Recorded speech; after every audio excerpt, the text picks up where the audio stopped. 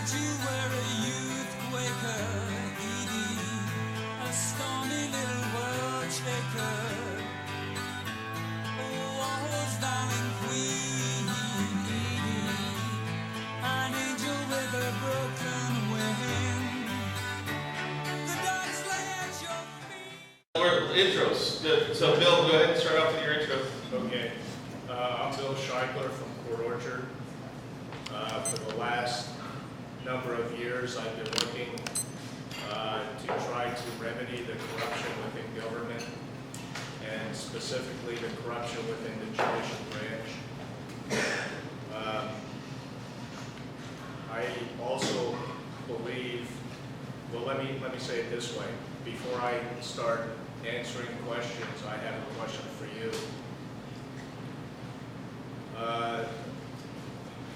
Why have you elected those in the past that now present the crisis we face today?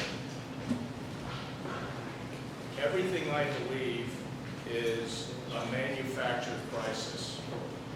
We've made bad decisions in the past. We made short-term decisions in the past.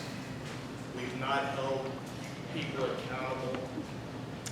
And I think because of those failures, we have these crises in education, funding, budget, and we're all preventable. So based on my work, and I passed out business cards so you can see everything that I try to do to address corruption, to point the fingers at those who are not doing their job. And my purpose in running is this. Before we start layering on more and more regulation, start worrying about how to get more and more revenue, I'd like to see government return to the principles of truth and honor and integrity. And I believe either the people you voted for were the wrong people in the past, or you were deceived into voting for those people who have now created the crisis we're trying to solve today. So my hope is that the focus of voters starts to look at why we made the mistakes in the past and how to, one, remove from government public servants who betray the trust, rather than reward them with another term, higher wages, just so they can now create another crisis that we're asked to resolve. Thank you. Well, good morning, everyone. I'm Nathan Schlicker. I'm one of the candidates for the State House, and it's an honor to be with you here this morning. It's actually great to be back in my old stomping grounds here in Bremerton. I grew up about a mile from here. So it was a real privilege to serve you last year as your state senator, and this year I went back to working in the ER, my other job, for those of you that don't know, taking care of our constituents on a one-by-one basis. And after doing that for a while, I realized, though, that the same challenges and the same problems that we faced when I decided to get involved in the Senate still exist today. I still treat patients that are struggling to get their kids educated, that are having a hard time finding a job, and far too many of which are fighting chronic diseases without the ability to get care. And so I decided, after thinking about it a long time and talking with my wife, that the same reason I got involved once meant I had to try again. And I had to try to serve the people of the 26th district again, because we need people down in Olympia that are going to work to solve the problems and not just play partisan extreme politics. We need people that are going to find solutions and have track records of success, not just talking. When we talk about education, it's about funding education, meeting the McCleary decision, and also making sure that we're funding our teachers' cost of living investments, or COLAs. If we're not investing in our kids, we're not investing in our future. But as we do that, we also have to remember there are a lot of people right now in our community that are really struggling for work. I look around at this plaza. When I was a kid, I used to ride my bike here. And there was an Eagles, which became Lowe's. There was an Albertsons, there was a Rite Aid, all of which are gone. And we're seeing that exodus out of our district. Many of us recognized that a month ago, Harrison Hospital announced that they're going to be relocating their hospital to Silverdale. What kind of economic impact is that going to have on our district and on our citizens? And as somebody who grew up here, I desperately want to see us get this done right. I want to see us promote jobs in a responsible way that just doesn't give away your tax dollars to existing businesses, but invests in education, invests in having a vibrant market of skilled workers that we can draw businesses to. When businesses look at where they locate, first thing on their list, educated workforce. We have a great potential here with Olympic College, and we can invest in that and continue our apprenticeships and partnerships and really have a vibrant opportunity for our community to invest in new jobs and bring in business. But I'm also an ER doctor, and I see folks that are struggling. You know, I've taken care of a 53-year-old father of 3 who's died in my ER, and we can do better. It's time to get real leadership, common sense, hard work, and results back to Olympia. And I believe I represent that for you in the 26th district. Let's get Olympia back to work. Well, good morning. I'm Representative Jesse Young, and I just want to thank you for coming out. I think this is one of the true geniuses of the republic that our founding fathers gave us by inspiring a type of political system where we can get involved and actually have a say in the type of governance that we have. As an introduction, I'm simply a married man. Married my high school sweetheart Jennifer 16 years ago. Grew up in Tacoma. We went to Wilson High School. We have 5 beautiful children that I'm desperately desiring to serve and see if I can't provide a better future for by providing my talents for you in the state legislature. You know, I was appointed unanimously in January by both Republicans and Democrats to serve you in the State House.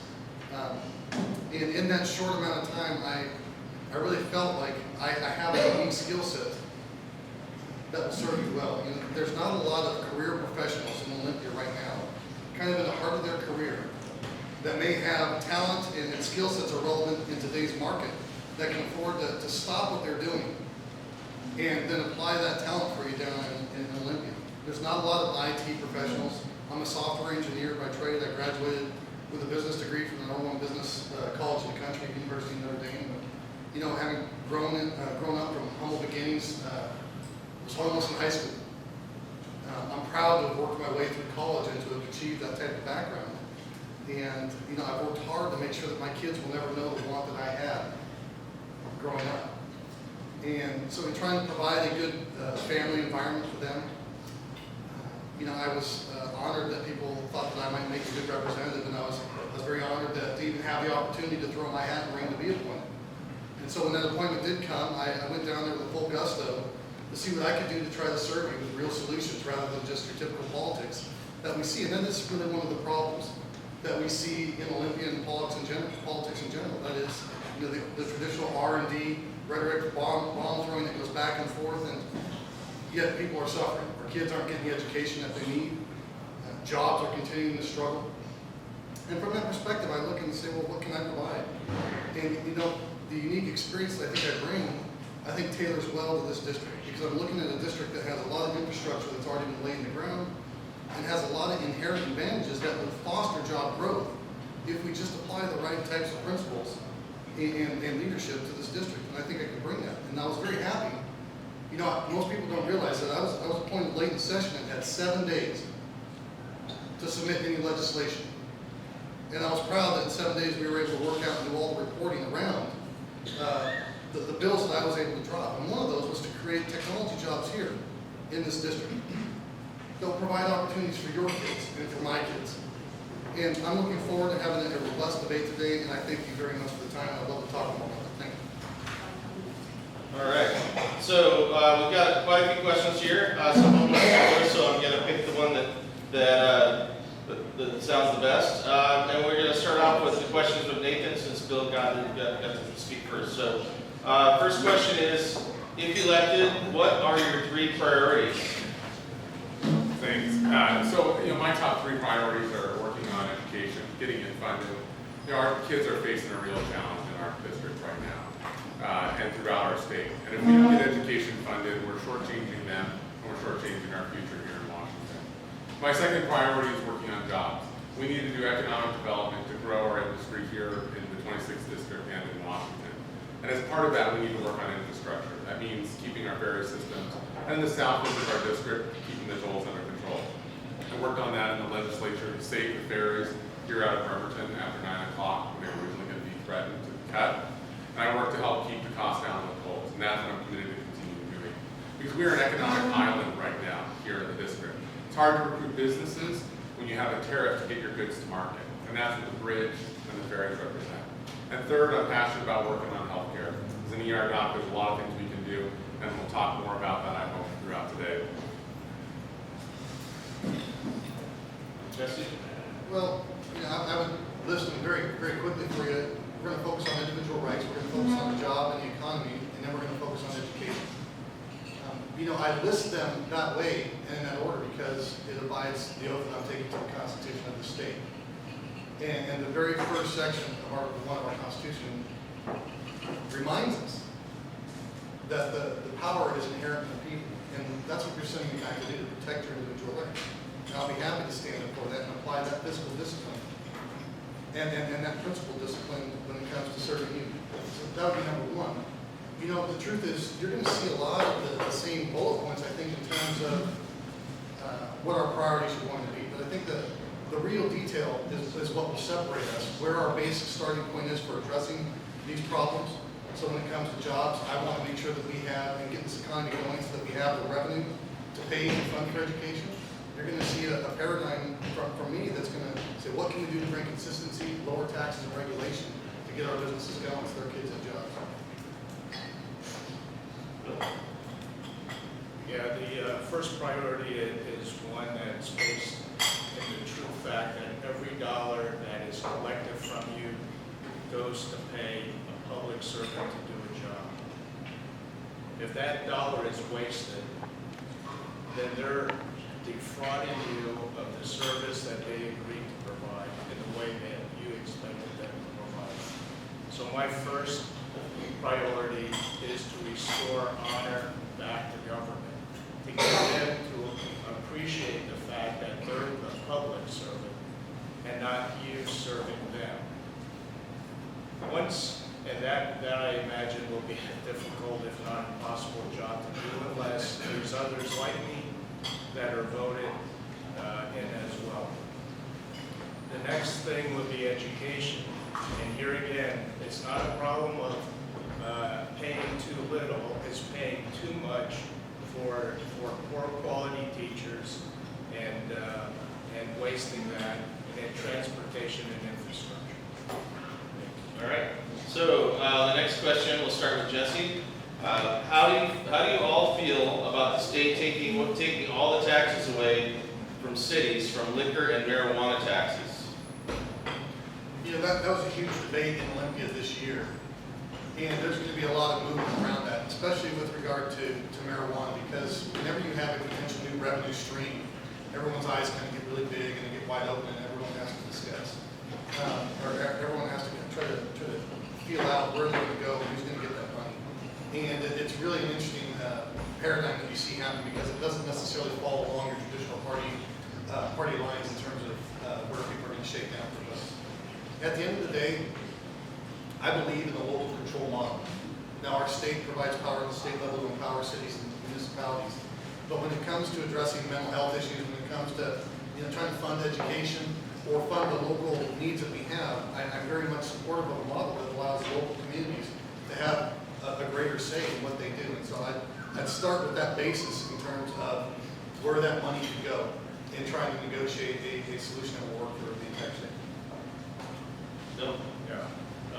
To be quite frankly honest, I don't know. The idea, or let me say that another way, if the money is coming in a just and honorable way, then I think the legislature needs to debate those issues and determine the best use of those funds. So before I look at how we're spending the money, I want to be sure that it's coming in an honorable way and not under deceit and deception.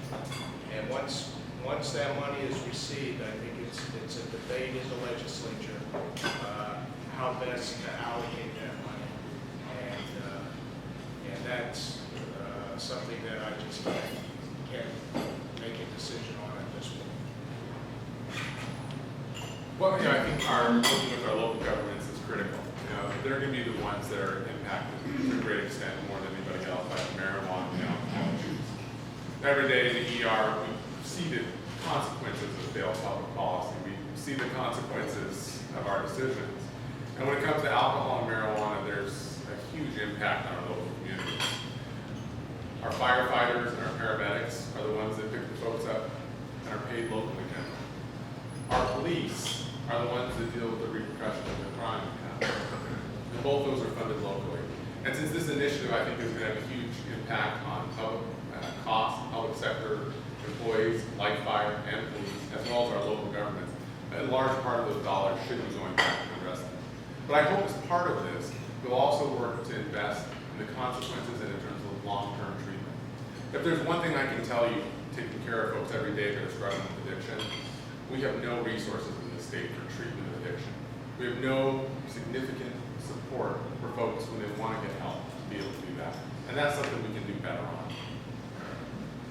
All right, next question, we'll start with Bill. What are your thoughts on ferry runs in Bremerton?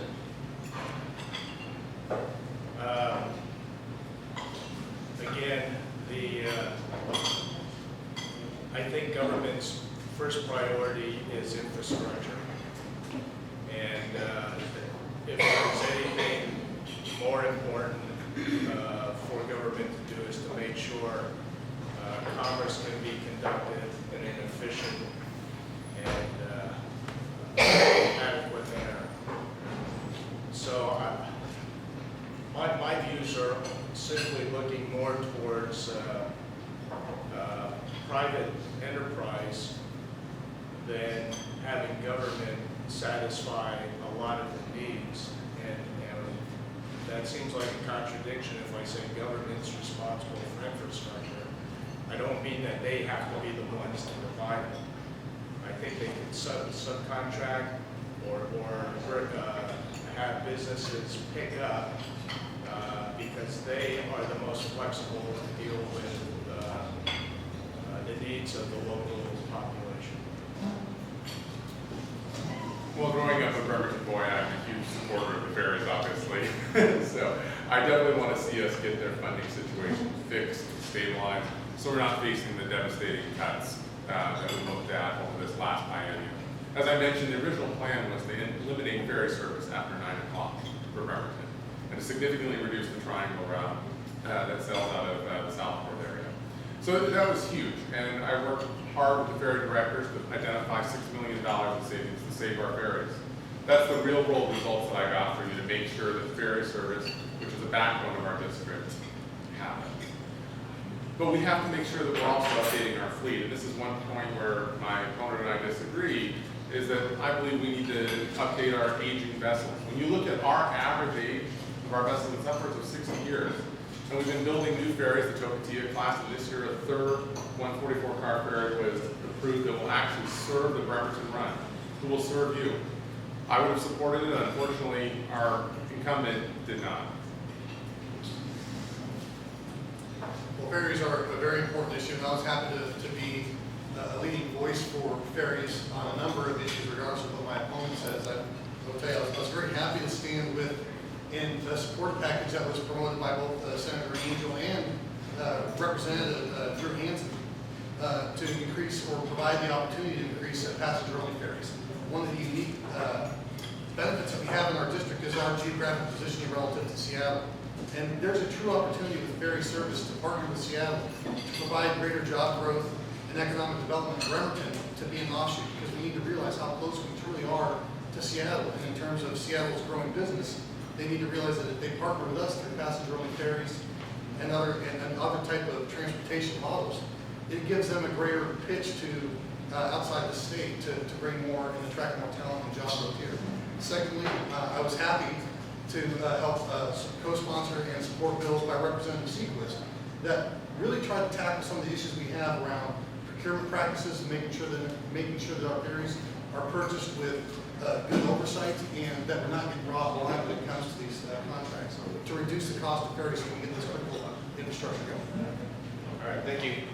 Make sure you wrap it up real quick when you see the red balance. I know it's hard to finish a sentence, but on the ferry note, question was asked: should the state ferry system reauthorize the passenger-only ferries? And we'll start with you.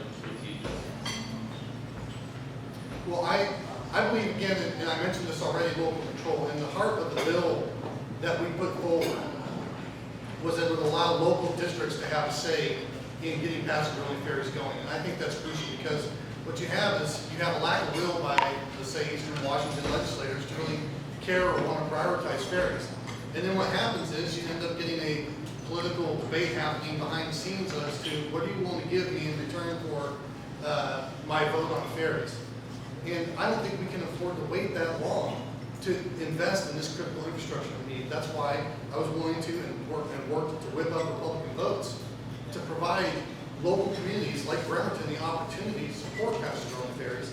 Because if we can get them coming out of Bremerton, if we can get them coming out of Southwood, you're going to see a lot of good uptick in job growth in our district as we promote greater job opportunities in Seattle and 2016.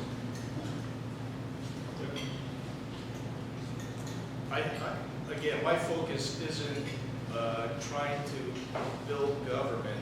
My focus is to make government efficient and responsive to the needs. So I'm not looking at transportation, ferries, or anything else in the terms of this has to be done by government. I'm thinking that government should be the overseer, but not the provider. So I'm looking more that all of the needs that society depends upon should be left to the private enterprise, should be left to individuals who want to start businesses to meet a need.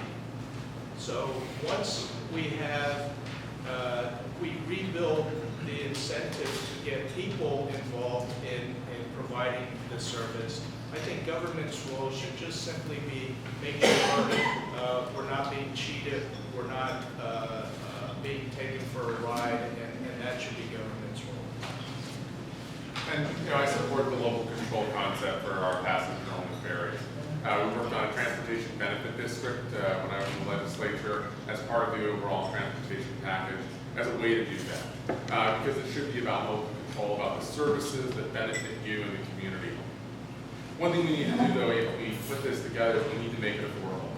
When we tried this back now, almost a decade ago, we were looking at fares of upwards of $8 to $10, and to make it sustainable, upwards of about 13 to 14, if we were going to make it self-sufficient. So I think we need to remember that our ferries are a marine highway. They are as much a part of our infrastructure as are our roads, and so we need to have state investment in that as well as local options. And hopefully through that partnership, we can build a model that does promote job growth, not just in Seattle, but actually here in our district, but also allows us to keep fares at a price that are reasonable for our citizens to be able to use that and enjoy the fares. All right, switching gears to campaigning. This one starts off with Bill. How will you change negative campaign tactics? We are all very tired of the bickering. I agree. And I've been thinking about that along the lines of an ethics board comprised of citizens that are impaneled just like a jury would be impaneled. So that anyone who believes a public servant is betraying the public trust can be brought before such an ethics board. They're not run by the very people that you're complaining about. They're run by citizens. And that ethics board should have the power to remove public servants who betray the trust. And I think that will go a long way to restoring confidence in government. Well, I really like writing the bill. It's pretty interesting. I think it's up to each of us candidates to do our part to try to keep focused on the issues. But it's important that we talk about the differences between us, because there are real differences in our policies and in our approach to government. And I think we need to identify those, and that's not negative campaigning. What it is that we need to watch for is the personal attacks. You know, I remember once last year I had the opportunity to see an ad that said Dr. Schlicker only specializes in 2 things, death and taxes. You know, I thought that was interesting. I said I do work very hard to, you know, save people's lives, so that one's accurate. But that kind of personal attack is what we need to get away from. We need to work on focusing on the issues. We need to talk about the differences, and we need to remember that bipartisanship is not something that's said, it's something that's lived. I'm proud of my record in the legislature to have gotten through, you know, one of my own bills on mental health, multiple of my companions, and policy bills like those that save the ferries. That's a record of success and bipartisanship across the aisle. I've long held the belief that you shouldn't try to lose someone's vote by telling them what's wrong with your opponents that you might think that I'm a good guy to vote for. Why don't you give me something to believe in? What can I do for you? What experiences do I bring to the table that you might want to support and vote for? And I believe that's what you should lead with. You should always lead with your strength, and the strength is what you bring to the table. And so from that standpoint, you know, the pieces that we've given you today, it gives you an understanding of my background and the experiences that I bring to the table representing you. I do agree with my 2 colleagues here, though, and that is simply, sometimes you do have to focus on the differences. You have to show where we are different. I think that's our duty to you, so that you can see. I mean, every one of us, each of us here today, cares and is taking the sacrifice out of our life because we do care for the people around us in our communities. Now, the details is what separates us. Where do we start from? Where are we inclined to go with regard to our representative nature and service toward you? And so pointing those out is not negative, but I believe you should lead with strength and show people what you bring on and what you offer. So the next question, we'll start with Nathan. How do you propose funding basic education as mandated by the McCleary decision? Great. Well, this is a critical question. You know, this is the challenge of our day, and it's the challenge of the Supreme Court for us. And we can't wait for this to be solved. 1, because it's not right for our kids, but 2, because the Supreme Court fundamentally will not let it happen. We have to act this year to put upwards of $2 billion in education. And I think we're going to find ways to do that through closing out dated loopholes. But I also hope we work on a grand bargain to solve the regressive tax system that we have here in Washington. But we have thousands of loopholes that are on the record that no longer serve a purpose, that no longer promote jobs or economic development, and don't help grow our communities. If they don't do that, things like the fuel evaporation tax that was back when we were pouring open containers of fuel, which no longer is the case, those should be eliminated. And we should work to make sure that every tax incentive that we're giving out is recognized as an offset of education, that there is a cost, and that we do so wisely. And if things are outdated, they should be eliminated. Thank you. This is a very important issue. This is where you're going to see details between my opponent and me start to surface. The continued mantra that you see along party line politics is we need to cut all these loopholes, yet there's never any qualitative or quantitative, more specifically, measure of what that revenue is going to bring to the state. It's just a generic statement that says, we've got business owners in this state that are basically scamming you by taking loopholes to keep their business afloat, and we need to cut those. But then they never talk about what the economic impact, which single parent mother is going to lose her job if we cut these incentives that are trying to promote business growth in our state. And at the end of the day, since we've only got a minute to discuss this, here's something critical that you need to understand. We need alternative sources for revenue. People are going to stand up before you and they're going to say, we can tax and get more money, and that revenue is there. But we need to find alternative sources. I was proud to sponsor and support alternative sources of revenue by opening up greater management for state-owned lands so that we can get back to funding education with a revenue source that will be there long term. Thank you. This education is not a 1-minute topic. It's a complex topic. And I was asked to be on South Kitsap's budget committee during the time the budget was suffering back-to-back failures. So I know all of the games that are being played by the teachers union and then the other employees' unions. And I don't trust anything that comes out as this is what we need from the education system, because I've been there, I've seen it, and I know how deceptive and dishonest they are. So before I even think about worrying about how to fund education, I would definitely reform the way we have education in this state. Okay. So we start the next question with Jesse. What is your plan to control college student debt? Well, I think that question there's the wording of that question is suspect. I mean, control college debt. My job is not to control you at all. My job is to hopefully free you up and keep government on your back so you have opportunities to go get the education that you desire.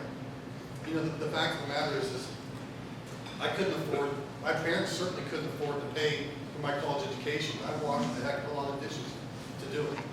And what I see is the more that government gets involved in trying to control these types of aspects, the more we see debt increase for students. You know, with the Obamacare law that was passed, I found it very interesting that a health care bill went in and completely publicized the Stafford Loan Program. Why was that involved in a health care bill? I think that when you see government come through with omnibus bills that attempt to solve or control a solution for you, you start to see a reduction of freedom and a reduction of opportunity. If we want our kids to have an opportunity to grow and compete, we need to get the government off their back and let them have those opportunities that come with less control. Again, this is an education issue. It's not a one-minute issue. But debt is a function of not being able to pay what you owe. And if we had jobs, if the public sector was, or the private sector had the freedom to create jobs, wages would be there to resolve some of this debt problem. So again, this is a created crisis due to poor management, fraud, deceit, and until we look at the fundamental, the foundation of what our government is doing or how they're behaving, these are just created crises. Well, higher education is a critical part of our education system. We often talk about K-12 because of the clearing decision, but higher ed is equally as important a part. As I said in my opening, businesses decide where to locate based upon the presence of skilled, educated workers. And the state plays a fundamental part of that. 6 years ago, the state provided 70% of the cost of a college education. Over the course of budgetary crisis, they provide 30% now today. That's the state failing to meet its part of the responsibility. And this is where my opponent and I disagree. It's important to understand these issues and this difference in responsibility and not talk like the government doesn't play a role. The government actually plays a role in supporting this education. And when we talk about health care and why Obamacare, as you mentioned, the Affordable Care Act, includes Stafford loans, is because now the average medical student comes out with more debt than is allowed under the Stafford loan program. That's why it's included there, because we're losing the ability to educate doctors for tomorrow because they can't even afford to go to college. All right, so we'll start with Bill for the next one. How do you plan to support the enactment of a comprehensive transportation package? Well, I haven't seen the package. I just don't have an answer for that at this time. Again, based on my philosophy, I'd like to be able to see a package that incorporates the private sector and the public sector as far as watchdog rather than provider. So it's a question I just don't have enough information at this time to actually form an opinion about. You know, I look forward to working on the transportation issues that are in our district, and I did it as your senator. I'll continue to do it. But there are a few key elements that have to be included. We must find a stable, fair, long-term funding source. We must make sure that we control tolls on the Tacoma Bridge for the south end of our district. We must build out 167 down in Tacoma that will bring an estimated 10,000 jobs to the Tacoma area. We must build the Belford bypass that will support the Kitsap economic development area here to benefit Port Orchard and Bremerton and bring light industrial jobs to our area. We must work on multimodal transit so that people have alternatives instead of just a private car to get around. If we can get those things done, my plan is to push to find a solution to these issues, fund them, and to get a package together. Because infrastructure behind education is what businesses look at when they're investing in us. As we talked about, we've become an economic island here because of our fares and because of our tolls. We need to fight back against that and show long-term commitment and stability to our community so we can recruit those new businesses. We can find efficiencies in the system and help fund it that way as well. Thank you. Well, my support for a comprehensive transportation package is going to start and end with a fundamental shift in how the state negotiates those transportation packages. And number one, that's going to mean that King County can't steamroll the rest of the state in terms of getting their packages first, while the rest of the infrastructure around the state suffers. And if the comprehensive transportation package is not going to address that fundamental issue, then I'm going to negotiate hard to make sure that we stand up for our rights here. I'm here, I'm hoping to get your vote to represent you in this district. You know, and this is a key difference between my opponent. My opponent voted 96% of the time to Seattle Democrats. He votes party line. And if you want to see more transportation dollars continue to go to failed projects in King County, then you're going to vote for my opponent. But if you want to see those dollars come back this way and have someone judiciously stand up for those transportation packages coming here and focusing on our areas of need, rather than doing a bill, I stood against the bill this session where they said they want to right-size transportation packages by basically funding King County overruns by reducing the scope of packages in every other county in the state. That fundamental difference has to change, or distinction has to be made before we talk about comprehensive transportation. Thank you. So we'll start with Nathan for the next question. Do you support a $15 an hour minimum wage? And if so, do you support a freeze for restaurant tip staff? Thanks, Mike. Well, I want to go back and quickly address something that my opponent said about party lines. See, this is the problem you get with partisan politics. You get these little kitschy one-line use of statistics rather than looking at issues. So we talk about party line votes, but let's talk about the times where my opponent voted against his own party, the other party, and I think all good common sense. You know, there were bills where my opponent actually was the only person in the entire legislature to vote against helping to make sure that we keep airplane flights safe. Those are things that I think don't reflect good decision-making, but represent extreme views on voting. In terms of the minimum wage, I think we need to work to support it. The exact dollar amount, I think, is going to depend on each of our jurisdictions. I think a lot of people are talking about a $12 an hour minimum wage in the state as a number that would work. Difference for Seattle being a higher cost of living. I think that's what we've got to figure out. But making sure that people can afford their everyday necessities and provide for their families, I think is something the state should be working on. Thank you. Well, again, I'll address this, and you might ask another question that speaks specifically about the one bill that you brought up, so that we can talk about it, because we only have a minute response here. But I will address that. That's not a catchy one-liner to note that my opponent voted 96% of the time with Democrats. That's a fact. 25 times, only 25 times did he break from his caucus out of 619 votes. So that's not me trying to throw a political football. That's me trying to give you the ability to discern whether or not you'd like to vote for him or you'd like to vote for me. Fact of the matter is I voted less than 85% of the time with my own party because I'm willing to vote this district. I'm willing to stand up against my own caucus or against lobbies to represent you. And that's just a fundamental fact that's on the table.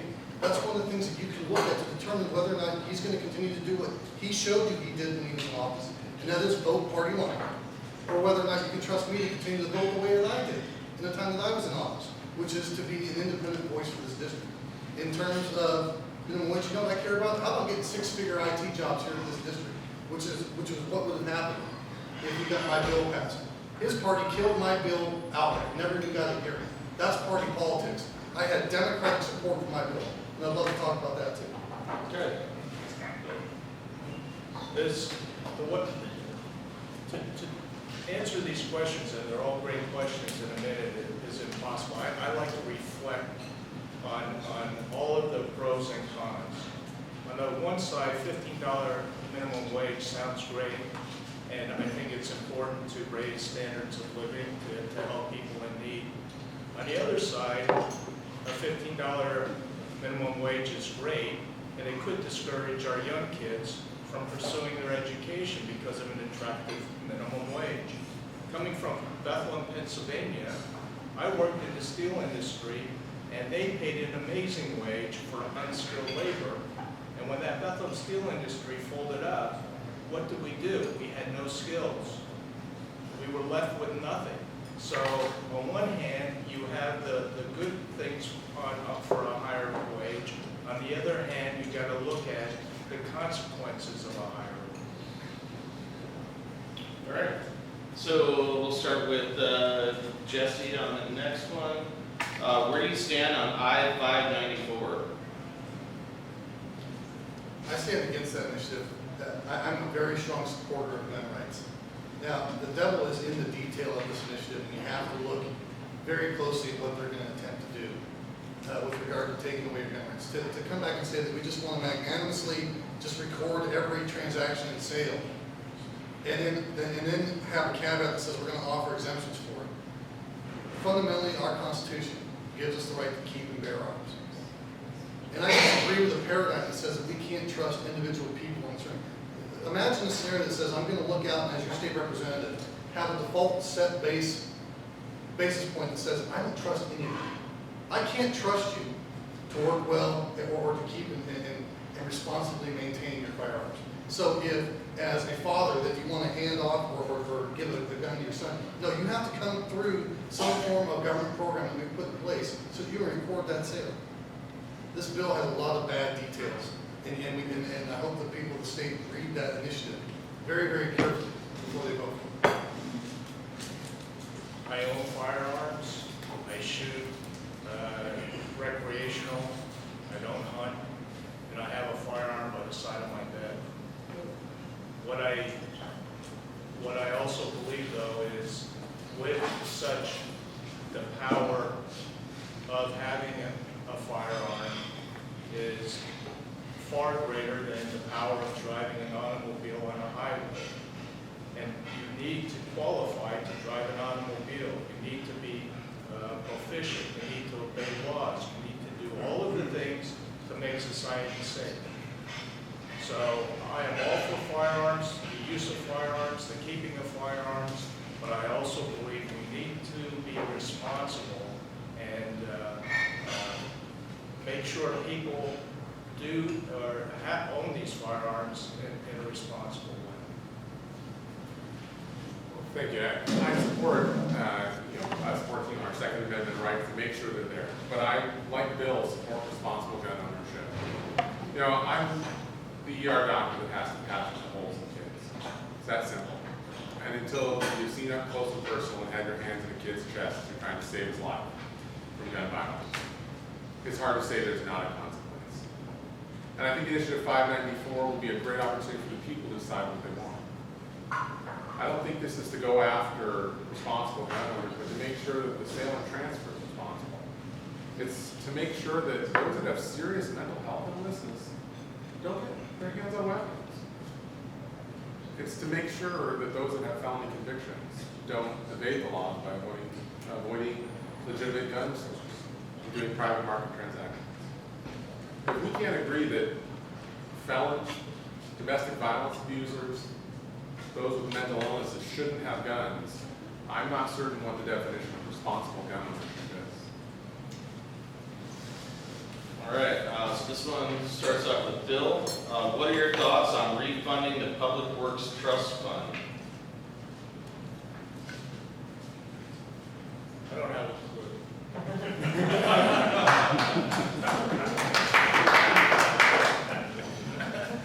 I really don't have a clue. I'm sorry, but until I address the fundamental issues of truth and honor and honesty in government, this refunding and how we spend money, to me is way off in the distance.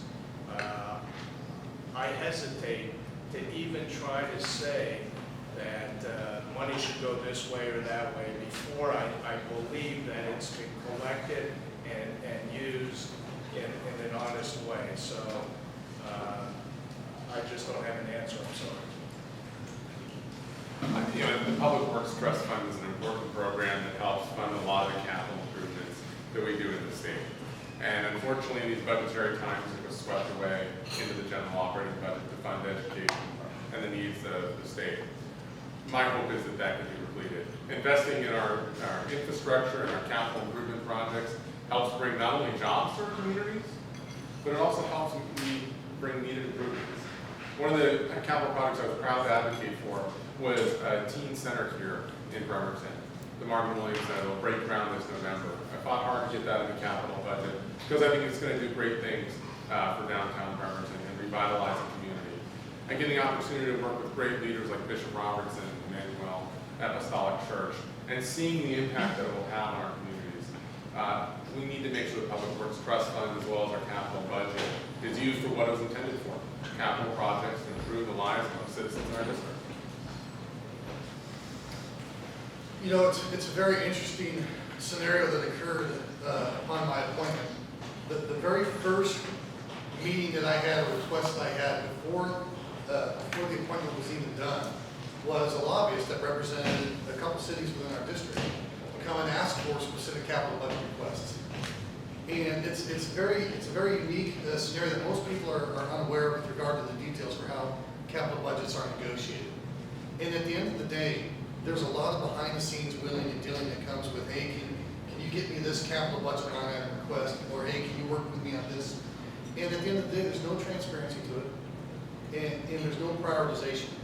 And really, that's what you're electing us to do, which is why the answer to this question, and with regard to that fund or any other fund, is to prioritize our spending and put it into the limelight where you can see how we negotiate in the open for these things. Which is why I'm a huge advocate of prioritizing our budgets and focusing on those first in our legislative session, so that you have a clear view to where our priorities lie. All right. So this question starts with Nathan. What do you see the proper role of government? Well, I think government does some critical services for us. We've talked about infrastructure. We've talked about education. We've talked about economic development. I think that's the role of government, is to do those critical pieces that collectively or individually we cannot do. You know, it's John Locke's old social contract, that together we are stronger and that we can get things done, like building roads. I don't think anybody would think that I should pave my driveway and, you know, first 10 feet out of it and you pave the next 10 feet, and who's going to pave Highway 16? There's certain functions of government that are critical. And we need to make sure that it's doing that. It's also to protect our environment and to advocate for its future for all of our kids. And that's, again, an opportunity where my opponent and I disagree for you to see. You know, he advocates taking federal lands and turning them into state lands so that we can put them to work, which means taking our forests and cutting them down, reminding them, or having other impacts on them. That's an environmental impact that we just can't afford, that we should all be protected. I'll address the SMEAR in a second, but I would say that the proper role of government is simply to protect your individual rights. And again, my opponent was correct in noting that you're going to notice a distinction here between us. He mentioned words like, or phrases like, social contract. I don't believe that belongs in government. I believe that the role of government is to protect your individual rights and get off your back, because you know how to live your life and how to manage your life without someone or some bureaucrat coming and telling you how to live your life. And whether that's living your life through greater regulations, think about that. The Founding Fathers never said in the Constitution that the role of government was to mandate some environmental package over the top of it.